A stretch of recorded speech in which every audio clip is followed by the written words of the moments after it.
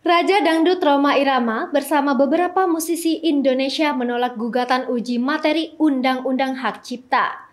Para musisi tersebut diantaranya adalah Chandra Darusman, Acil Bimbo, Sam Bimbo, hingga Marcel Siaahan. Nomor 28 tahun 2014, yakni Pasal 18, Pasal 30, Pasal 122, dan Pasal 63 ayat 1 huruf B. Menurut Chandra Darusman, para musisi dan harga karyanya akan sangat murah, ucap Chandra Darusman.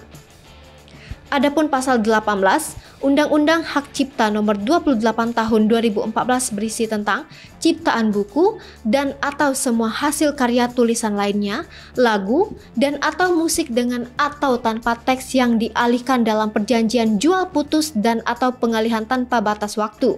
Hak ciptanya beralih kembali kepada pencipta pada saat perjanjian tersebut mencapai jangka waktu 25 tahun.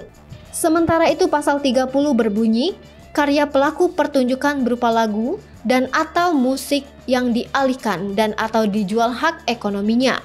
Kepemilikan hak ekonominya beralih kembali kepada pelaku pertunjukan setelah jangka waktu 25 tahun. Rhoma Irama menambahkan, jika adanya undang-undang tersebut dapat membela para seniman dari ketidakadilan yang dilakukan para produser musik. Bahkan, pelantun lagu Syahdu ini menyebut label musik Musika Studio terlalu serakah. Rhoma Irama meminta para musisi agar bersatu membela hak-haknya sebagai pemilik karya. Terkait hal itu, Rhoma Irama serius melayangkan penolakan atas gugatan uji materi oleh Musika Studio yang kini prosesnya sedang bergulir di Mahkamah Konstitusi. Mereka telah menunjuk 11 pengacara untuk ikut menjadi pihak terkait dalam gugatan ini. Rasanya sulit dipercaya jika pemerintah tadinya berniat untuk melindungi pencipta, kemudian berbalik arah melindungi pihak-pihak yang ingin merampas pemilik hak cipta.